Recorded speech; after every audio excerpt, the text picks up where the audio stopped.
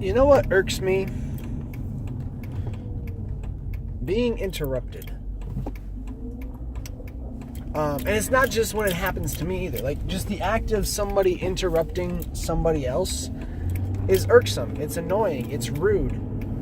Especially when the person doing the interrupting has nothing worth listening to.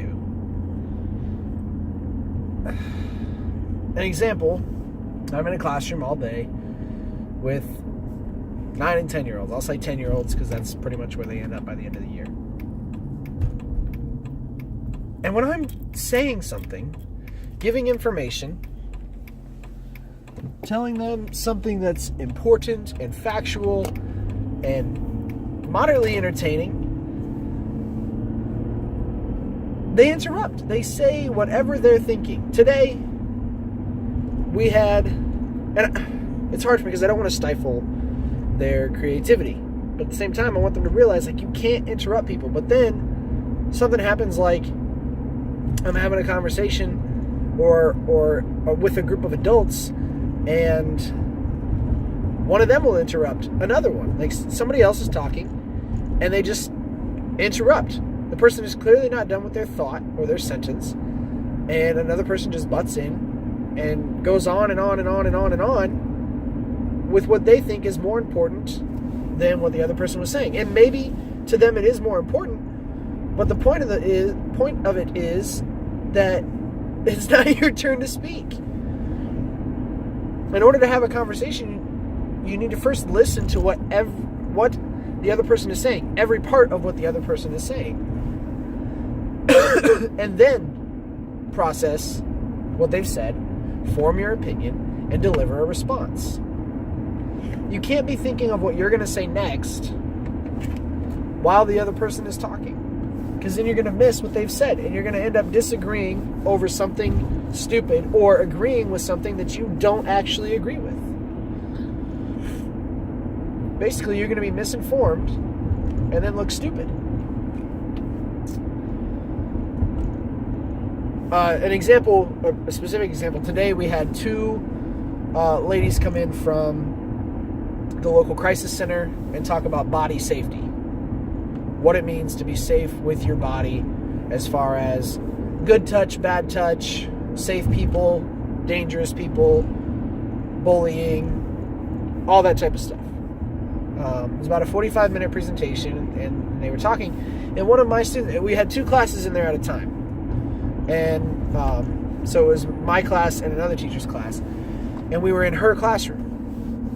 My kids did a relatively good job, but I have this one student in particular who just doesn't know when not to say something. One of the questions that the ladies asked was, who are some people that you can tell things to? Who are some people that you can trust and be safe with? And people are saying, oh, mom and dad, or teacher, or principal, or police officer. They're saying all these things that they think they want them to hear. They want the presenters to hear, or the presenters want to hear. Like a police officer, yeah, if you know them personally, but like, you shouldn't just go and divulge all your information to the police every time, all the time. And then one of my students raises his hand and says, God. That's fine. I'm a religious person. I turn things over to God all the time. I'm a Christian. I'm not just a religious person. I'm a Christian. And we pray and we give things to God. And if that is what my student meant, then fine. But it didn't really fit the bill as far as, like, if something is happening to you that you want something done about, who do you talk to? And so he said God, and the idea was that you, like, a physical person that, like, is immediately involved with the situation. They weren't going to go into all that, obviously. And then that question was over. It was done. It was finished.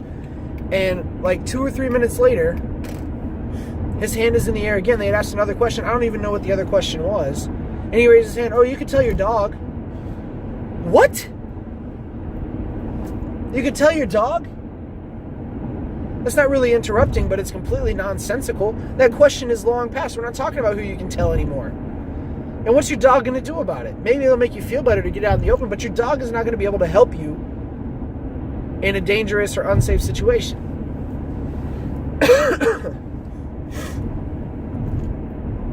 And then later on, he actually did interrupt. Same kid.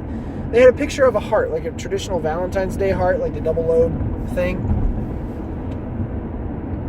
And he just blurts out, "That doesn't look like a real heart." And the poor lady giving the presentation tries to combat that with, "Oh, well, sometimes when we switch things over from our Chrome presentation to PowerPoint, or when we use a different computer," he's like, no. It doesn't look like an anatomically correct heart. He didn't use anatomically correct. That's my word. He said the heart that's actually in your body. And they're like, "Oh, yeah, you're right." I'm like, don't encourage. I mean, yes, I'm glad he knows that that's not what the heart looks like, but it's completely irrelevant to what you're trying to do. Just say it's not supposed to and move on. He interrupted with the dumbest thing. It had nothing to do with what they were talking about. It was rude. He said it without being called on. And it diverted from the entire section of the presentation they were trying to get done. I'll finish this off by saying kids get a little more leeway when it comes to interrupting because they're learning. But as adults, we need to definitely know that it's not okay to interrupt people when they're talking. Allow them to finish, process what they've said, and then formulate a response in a respectful, dignified way. Work on it. See you tomorrow.